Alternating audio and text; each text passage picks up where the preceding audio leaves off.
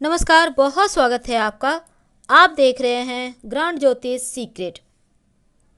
मेष राशि वालों, बुध का राशि परिवर्तन हो रहा है। बुध अभी तक अपने घर कन्या राशि में विराजमान थे। अब 22 सितंबर को यहाँ से निकलकर अपने मित्र के घर तुला राशि में आ रहे हैं। अब तुला राशि में बुध के आने से आपके जीवन पर इसका क्या प्रभाव पड़ेगा, आज हम आपसे यही साझा करेंगे। तो 22 सितंबर से तुला राशि में रहेंगे बुध और 14 अक्टूबर को तुला राशि में ही वक्री हो जाएंगे। 3 नवंबर को मार्गी हो जाएंगे और तुला राशि में रहते हुए 28 नवंबर को वृश्चिक राशि में प्रवेश करेंगे।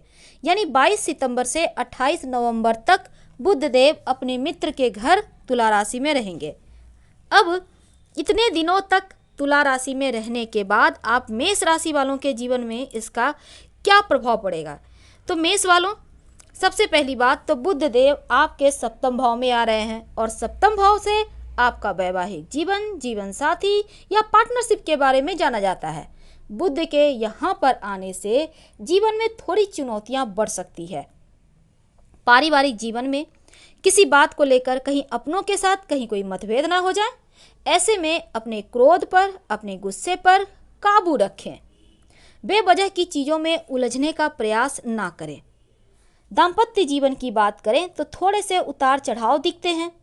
इस समय कोई पुरानी बात को लेकर बहस करने से बचना चाहिए। जितना हो सके जीवन साथी के साथ तालमेल बिठाकर चलने का प्रयास करें। धन की बात करें तो देखिए, इस समय खर्चे बढ़ेंगे, लेकिन कर्ज लेने से या किसी को देने से बचिए, नहीं तो फिर आप परेशानी में आ सकते हैं। अगर आप पार्टनरशिप का व्यवसाय करते हैं, बिजनेस करते हैं, साझेदारी में पार्टनरशिप में हैं, तो यहाँ पर आपको संभल के रहना होगा, क्योंकि आपका जो पार्टनर है उनके तमाम चीज़ों पर नज़र बनाए रखें। कहीं आपके साथ कहीं कुछ गलत तो नहीं हो रहा, इसका ध्यान रखिए। और अपने स्वास्थ्य को लेकर भी कहीं कोई समझौता ना करें।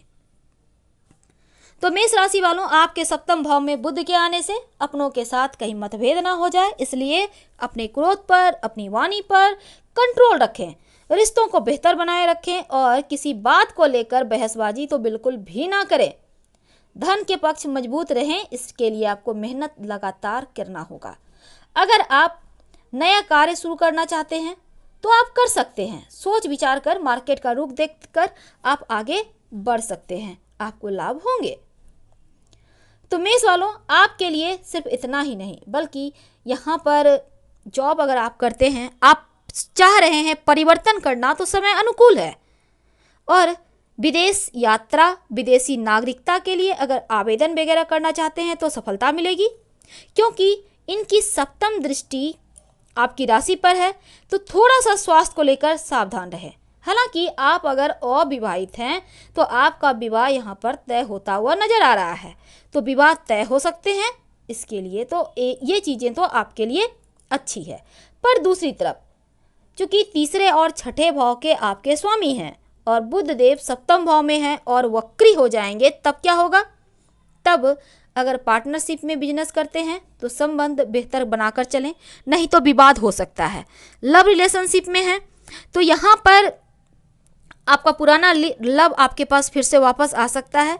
हालांकि आप अपने रिश्तों में मिठास कायम रखें, अपनी वाणी में भी मिठास कायम रखें, और अगर किसी बात को लेकर कहीं कुछ दूरियां हैं तो उसको सुलझाइए। करीब, हालांकि आप उनके करीब उनको अपने करीब लाने का प्रयास कीजिए, रिश्तों को मजबूत बनाइए। लेकिन अगर आप अविवाहित हैं तो जब तक कि बुध वक्री हैं तब तक कहीं कुछ नहीं। जब तक कि मार्गी नहीं हो जाते, आप तमाम तारीखों को टाल सकते हैं, नहीं तो परेशानी बढ़ेगी। जो बिजनेसमैन है पार्टनरशिप में, तो यहाँ पर आप अपनों जो आपके पार्टनर उनके साथ बैठकर अच्छे से चीज़ों को आप बांटिए, किसको क्या करना है, क्या देखना है, तमाम बाधाओं को दूर कीजिए, तभी सफलता मिलेगी। और किसी भी तरह का वाद विवाद, झगड़े, लड़ाई से बच कर रहें।